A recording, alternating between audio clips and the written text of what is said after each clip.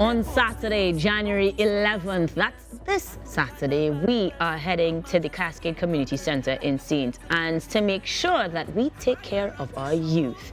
We are talking about the Just Imagine Youth Workshop, and this morning to tell us more, Garth Voisin, who usually joins us in his capacity as the Dear Men Project, is taking some time out to talk to the kids. So good morning, welcome and Happy New Year. Happy New Year to you. What a way to start the year, because we put in focus on the future, and I think that's a great place to start. Yeah. Tell me a little bit as to how we transitioned though, because we focus usually being on men. When did we decide the children need some attention too? Part of the conversation we had with the Dear Men Project is the people who love them as well, right? So the support systems, the family, in terms of parents, both male and female, just the men in general. What we've learned so far is that we want to include the women for the Dear Men Project, yes. So we have to include the kids. And when you think about it from a young man's perspective, it could have been just for that. But I also want to include the young women too, because I think this is a catalyst for them to be able to learn how to be well prepared or well equipped as they go forward in the future. So tell me who we're talking to specifically. When we say young people, it can be any age group. But this particular endeavor seems to be an all-day workshop. So tell me what it looks like and who we're talking to. We're talking to kids between 13 and 19. So far, the average of kids that we've had would have been around 14, 15 to 19. Just because of the fact that I think we've lost the idea of mentorship. So we're trying to create that, as well as self-esteem and just simple life skills. Things like when you're at 19 and you go get your job, what about your interview process? So those type of things we want to kind of go over with them. And it's never too early to learn, just as sometimes we say it's never too late. Right. So you kind of want to get them from the beginning. In the prime. Now, granted that we're talking future planning that is so wide-spanning, like working the work world and life skills, that's everything. We're starting at 9 a.m. How does the day start and how does it conclude? So that's a surprise. Oh. I'm just joking. It starts around 9:30, just because we want to kind of get them to come in there. It will start a little after that. We're going to start with different topics that would help them to understand, one, why they're there in the first place. Because, you know, when you send kids to any kind of workshop, they're like, well, why am I here? Mommy sent me, right? So we kind of want to get into that. They will help a couple of icebreakers, kind of get their speakers. I have at least 4 speakers for it. So it would be a good engaging, because the idea is to engage the youth, especially with all this stuff happening now.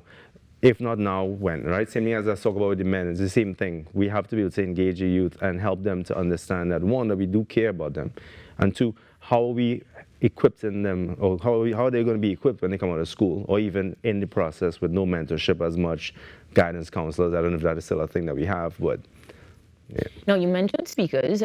Can you tell me a little bit as to what they're going to be touching on, or is that a surprise too? No, that's not for you. That's not a surprise. We have entrepreneurs coming there. We have somebody going to touch about stuff like the vision board, how to create a vision board. These are all things that later on they learn, so I want to kind of get them in the groove of that as well. One key thing about this workshop is that I've been to a lot of workshops, and it's normally a one-off. I have this story I always tell. Like, I met this guy, he plays for a school, and I never saw him again. So I'm like, okay, how do we change that narrative of just this one-off workshop? So this is the first of 3. And before we stop here, I'll tell you a little bit more about it in terms of what I have for the parents, because some of the parents took time to RSVP or to put themselves on the waiting list. And initially, it would have been something that, you know, they'll have to pay for.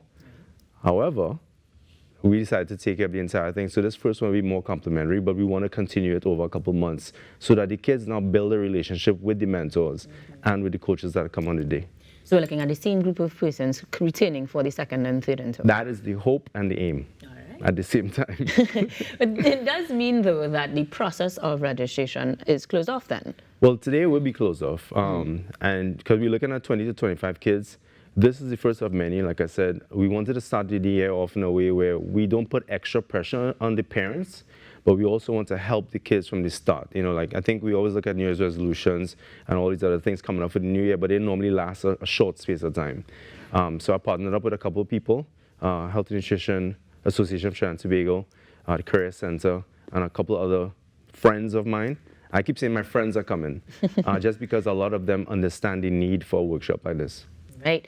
Well, we understand it as well because you've given us a lot of insight and a lot of hope towards the next endeavors. But granted that you're saying that today is already going to be closed off, will we be looking at the second and third having an open registration again, or these persons are by default invited? Initially it will be by default. I mean, with everything you want growth, right? So initially we're saying who we have now, we would like them to move forward into like the second and the third one, and maybe open up registration for at that time. Saturday being International Youth Day, so now we really want to make sure we get it started off correctly. So registration for another one will open up maybe a little bit, have a couple more seats for like youth groups to maybe send their kids as well. But I would really like to build the relationship and have the mentorship with the first group that we have, especially since they took time out to register. Saying that they would like to invest in the kids. So we want to give that back to them and have this first one. Well, Garth, it sounds like a beautiful initiative, and more so because there's going to be that relationship building. We will certainly check in with you to find out how things go as they progress. But this being the first one, we will probably talk before the second for a little bit of a checkup. Yeah. And until then, that is a beautiful way to start the year. So thank you very much for sharing that with us this morning. Thank you for having me. We would usually share your contacts, but since registration is closed off, we'll just find you online, right? Yeah, so just follow us on I am Garth Voisin for myself at DMM Project. We have at Career Center TT, and also follow at Health and Nutrition Association of Trinidad and Tobago, so Health and Nutrition Association TT, because we will be doing more projects similar to this, because we want to really champion this as we go on throughout the year. Sounds good to me. And in that case, best of luck. We'll check in with you later on this year. But for now, we are getting ready to make sure that we support the children, not only with one-off initiatives, but by building beautiful relationships. What a January to start with. Yep. Guys, we come back with more here on the Now Morning Show. Stick around.